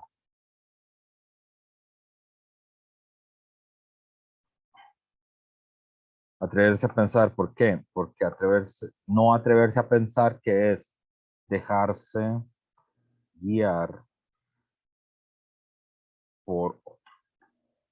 Es decir, la tutela sobre el pensamiento.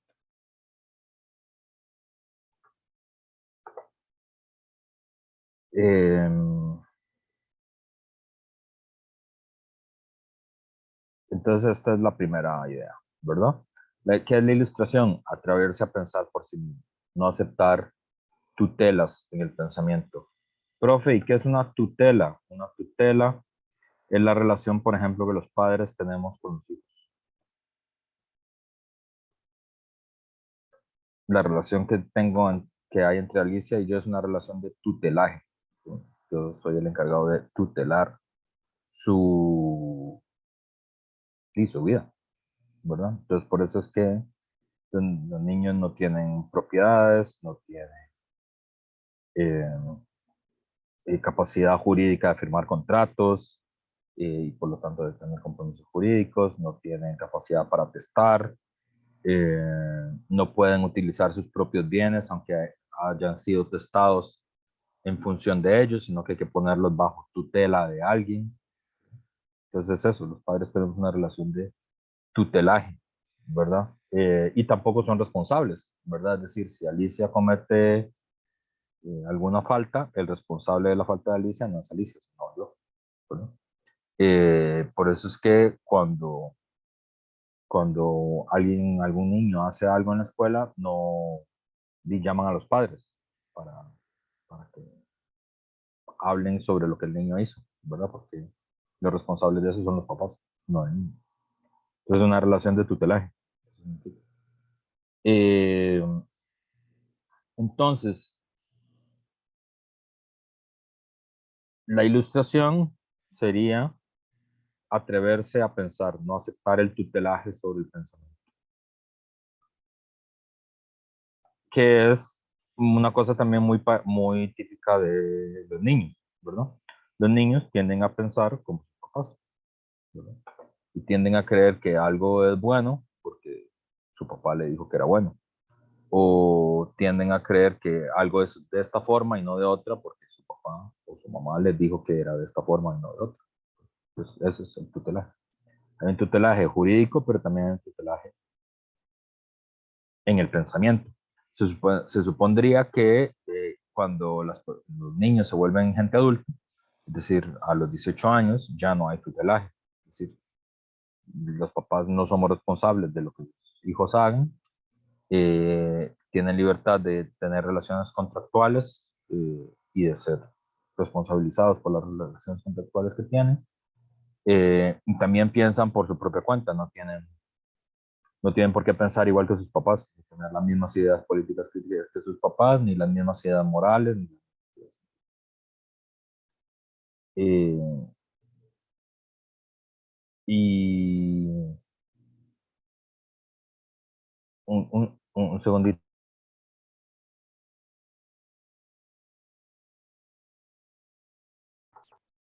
Eh, entonces, va a continuar Kant. Dice, la pereza y la cobardía son causa de que una tan grande parte de los hombres continúe a gusto en su estado de pupilo, a pesar de que hace tiempo la naturaleza los liberó de ajena tutela. También lo son que se hagan tan fácil para otros erigirse en tutores. Es tan cómodo no estar emancipado.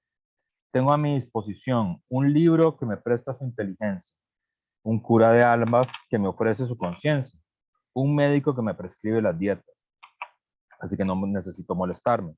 Si puedo pagar, no me hace falta pensar. Ya habrá otros que tomen a su cargo en mi nombre tan fastidiosa tarea. Los tutores que tan bondadosamente se han arrogado este oficio, cuidan muy bien que la gran mayoría de los hombres, y no digamos todo el sexo bello, considere el paso a la emancipación además muy difícil y en extremo peligroso, además de entontecer sus animales domésticos y procurar cuidadosamente que no se salgan del camino trillado donde los metieron. Demuestran los peligros que les amanezarían en caso de aventurarse a salir de él. Pero estos peligros no son tan graves, pues con unas cuantas caídas aprenderían a caminar solos. Ahora que las lecciones de esa naturaleza espantan y le curan a cualquiera las ganas de nuevos ensayos. Entonces, esta sería, digamos, como la retórica, ¿verdad? Con la que va a hablar Kant, ¿verdad? Es decir, hay eh, una cierta actitud, digamos, uno podría entender con los niños, digamos, que haya un primer momento de tutelaje, porque es un problema de naturaleza, que tiene que ver que son chiquitos, pero uno no entendería por qué el sistema de tutelaje se mantiene en gente adulta, ¿verdad? Porque al volverse mayor de edad, la gente sigue aceptando el tutelaje del pensamiento. Es decir, sigue aceptando un libro que le presta la inteligencia, un cura de almas que le dice que es bueno y que es malo, un médico que le prescribe las medicinas, ¿verdad? Porque los seres humanos aceptamos ese tutelaje. Entonces aparece ahí una segunda metáfora, ¿verdad? La ilustración es la mayoría de edad, no en el sentido individual, sino del género humano, ¿verdad? Volverse adulto. pero, digamos, hay adultos que se siguen comportando como niños. ¿Por qué? Porque aceptan el tutelaje, aceptan, digamos, no se atreven a pensar por sí mismos, sino que aceptan que otras personas piensen por ellos.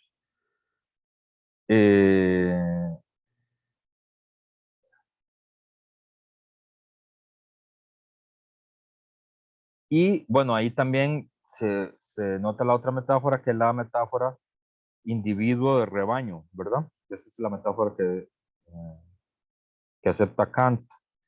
Esa metáfora obviamente es un poco elitista, que es una de las acusaciones que normalmente se le hace al pensamiento ilustrado, que tiene un elemento,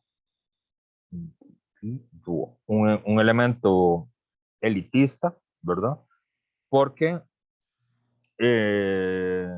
lo que considera es que quienes no se atreven a pensar por sí mismos tienen un comportamiento de rebaño, ¿verdad? Es decir, que están agregados como están agregados las ovejas, ¿verdad? Eh, es muy polémico, ¿verdad? Vamos a ver en otros autores que hay una crítica a ese cierto elitismo ilustrado, no hace cierto al elitismo ilustrado, porque la ilustración tiene un componente elitista, pero está ahí, ¿verdad? Es decir, la ilustración entonces empieza como por una dimensión subjetiva y personal, individual, ¿verdad? Es decir, uno tiene que atreverse a pensar, ¿verdad? Porque es más fácil que lo hagan otras personas por uno, ¿verdad? Eh, y justamente ese sería el momento de la mayoría de edad, no la mayoría de edad jurídica, en el sentido que a los 18 años ya sos mayor de edad, sino una mayoría de edad filosófica. Es decir, es eh,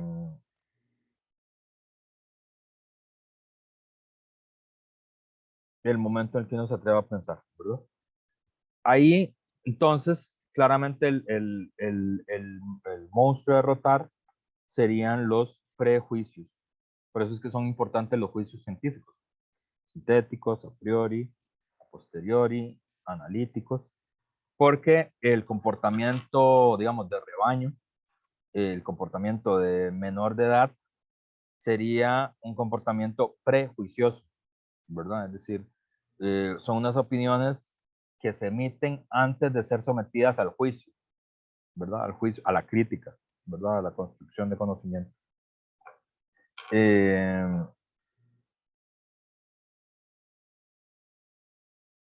Y ese es el problema central, el problema de los prejuicios, ¿verdad? Dice el autor,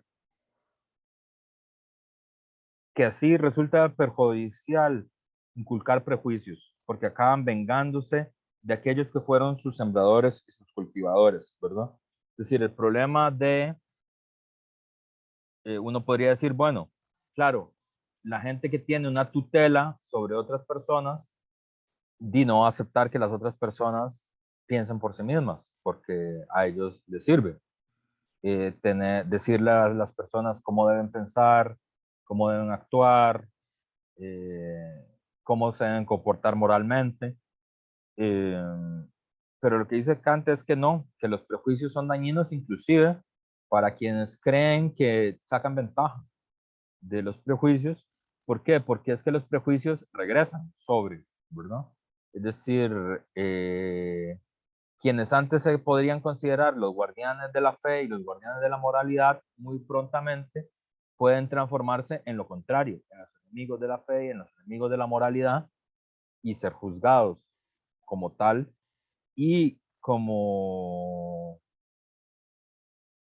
la gente no se atreve a pensar por sí misma, va a tener un comportamiento de rebaño, agresivo contra el que ayer era el guardián de la fe y de la moralidad.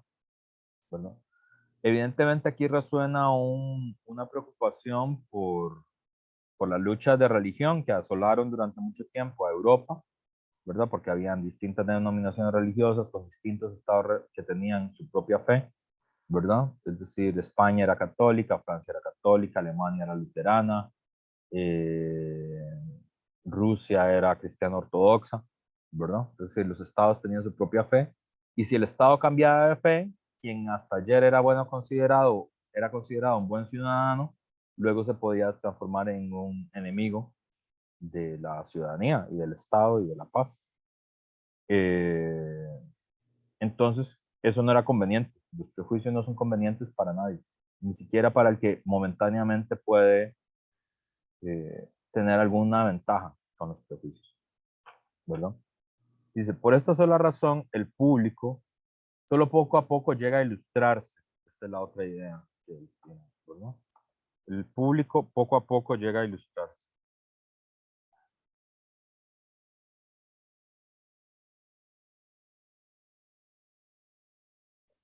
La ilustración es un trabajo pequeño, metódico, lento, ¿verdad? De ilustración, de clarificación de la audiencia, del público. Mediante una revolución, acaso, se logre derrocar el despotismo personal y acabar con la opresión económica o política, pero nunca se consigue la verdadera reforma de la manera de pensar, sino que nuevos prejuicios en el lugar de los antiguos servirán de riendas para conducir al gran tropel.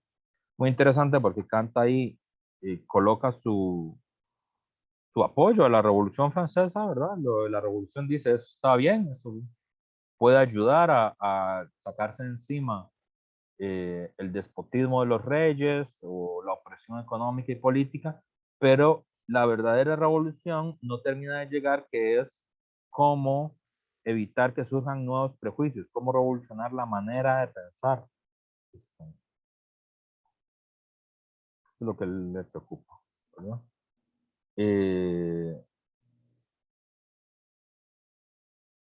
Y por lo tanto, para ilustrarse no se requiere nada más que la libertad, dice. Para esta ilustración no se requiere más que una cosa, la libertad. Y la más inocente entre todas las que llevan ese nombre, a saber, la libertad de hacer un uso público de la razón, integralmente. Entonces, este es el proyecto político de Kant. La libertad, ¿a qué? A hacer uso público de la razón, no uso privado de la razón, sino el uso público de la razón. Y debe haber libertad para hacer uso público de la razón. Iba a decir, mas oigo exclamar por todas partes, nada de razones. El oficial dice, no razones, haz la instrucción. O sea, el oficial del ejército dice, ninguna razón, vaya a hacer el servicio militar. El funcionario de Hacienda, nada de razonamientos, a pagar, el reverendo, no razones, cree. Solo un señor en el mundo, razonad todo lo que queráis y sobre lo que queráis, pero obedeced. Aquí encontramos por doquier con una limitación de la libertad. Contesto. El uso público de la razón le debe estar permitido a todo el mundo, y esto es lo único que puede traer ilustración a los hombres. Su uso privado podría limitar a menudo estrictamente, sin que por ello se retrase en gran medida la marcha de la ilustración. Entiendo por uso público aquel que en calidad de maestro se puede hacer de la propia razón ante el gran público del mundo de lectores. Entonces, ¿qué es ese RAI del uso público de la razón? Aquí aparecen varios de los valores más importantes de la ilustración, que son la libertad de opinión, pero también la libertad de conciencia,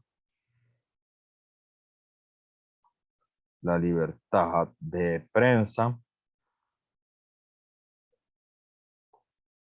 y la idea de la opinión pública, tal como lo conocemos nosotros ahora, ¿verdad? El uso público de la razón, lo que señala es que obviamente existen unas instituciones que necesitan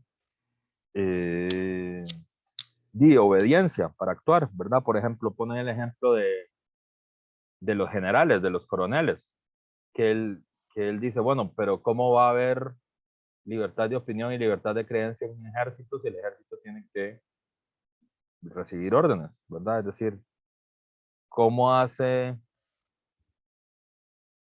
va a poner a discutir una orden en medio de una guerra, ¿verdad?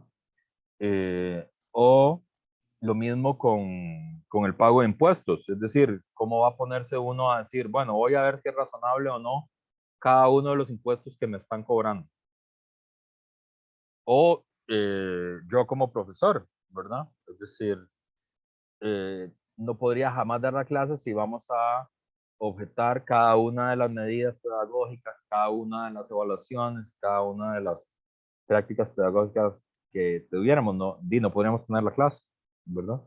No es eso de lo que él habla, ¿verdad? Es obvio que hay un cierto mandato social, una cierta inercia social que es un poco necesaria en todas las instituciones para funcionar, ¿verdad? Una cierta coerción social, va a decir luego Emil Durkheim, para que cualquier institución funcione, así sea una banda de hippies, ¿verdad? Porque aunque sea una banda de hippies, tiene que haber algún tipo de coerción social para, no sé, para, para que todos vayan en la van de, no sé, descuido. Pero él no dice eso, sino que lo que dice es, no es en el uso privado de la razón, sino en el uso público, en la dirección hacia la opinión pública. Es decir, un soldado, cumpliendo las funciones de soldado, puede usar la libertad de opinión, la libertad de razonamiento y la libertad de prensa para cuestionar que se esté llevando adelante de manera adecuada una reforma militar o una guerra. Eso lo puede hacer un soldado, sin que eso menoscabe su calidad de soldado, sus obligaciones de cumplir lo que los soldados suponen que tienen que hacer. Pero usando públicamente la razón, él puede decir, a mí me parece que el ejército funciona mal por esto que sucede en el ejército está mal hecho, y esta guerra que estamos llevando adelante no cumple con lo que se supone que las guerras tienen que hacer y pueden hacer. Lo mismo los curas, los sacerdotes, igual los maestros, las maestras,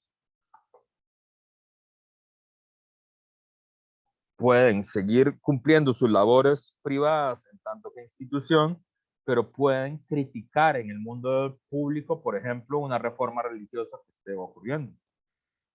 Y más bien están en obligación de expresar en el terreno de la esfera pública, de la opinión pública, sus razonamientos sobre una determinada reforma religiosa o sobre una determinada reforma educativa o sobre una determinada, eh, qué sé yo, nueva oleada de impuestos, ¿verdad?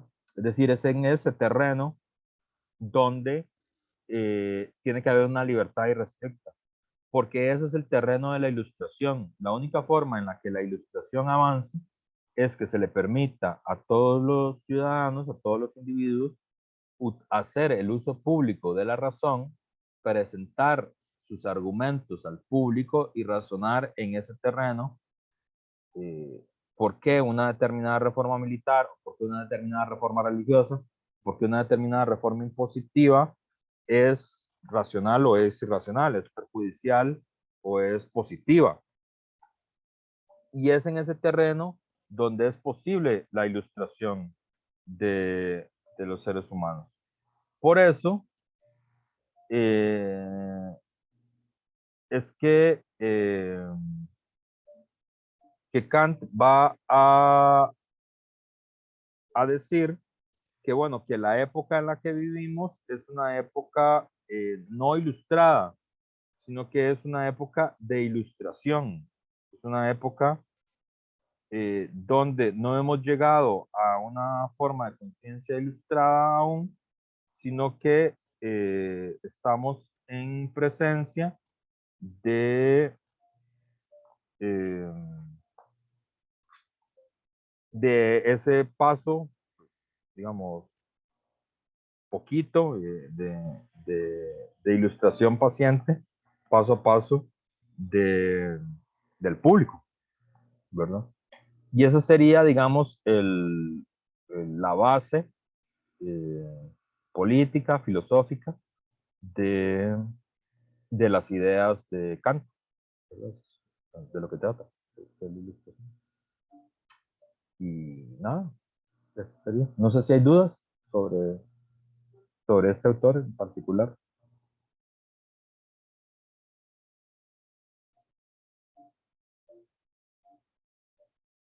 Profe, Ujú. digamos, si uno lo viera también como desde la película esa del Nombre de la Rosa, digamos, entonces se podría tomar en cuenta como que tal vez este William, el monje franciscano, entonces él ya como que tenía un pensamiento más como digamos, de la ilustración, porque, digamos, él como que su pensamiento era un poco más racional y él buscaba las pruebas de los hechos, digamos, como que no pensaba que simplemente era un ente maligno, digamos, el diablo, por decirlo así, que estaba causando el fin del mundo, sino que él buscaba pruebas, digamos, de por qué era que estaban las muertes. Ujú, claro. Eh, y además, no se sometía a la disciplina de la iglesia, ¿verdad? No porque no fuera un hombre de fe, que lo era, sino porque hacía el uso público de la razón en el sentido de discutir qué era lo que se suponía que estaban haciendo y cómo estaban enjuiciando a la gente, ¿verdad? Eso es interesante porque efectivamente ahí tienen un ejemplo de comportamiento ilustrado, ¿verdad? Ahí la película y el, y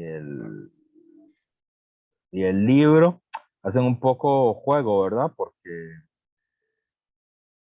ese personaje, William de Baskerville, es como un hombre ilustrado en el siglo XIII, ¿verdad? Tiene un poco de anacronismo, pero está pensado para eso, para que uno diga, claro, las formas de razonamiento medievales son como las que lleva adelante Bernard de Guy, ¿verdad? El,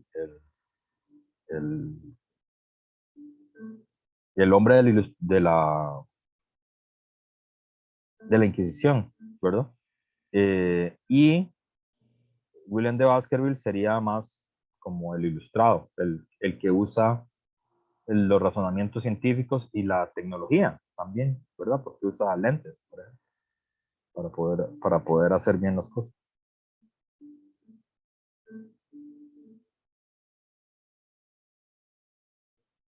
Estamos, clarísimo, preparados para la otra clase, entonces.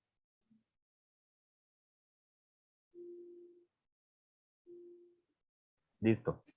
Sí, profe. Bueno, entonces.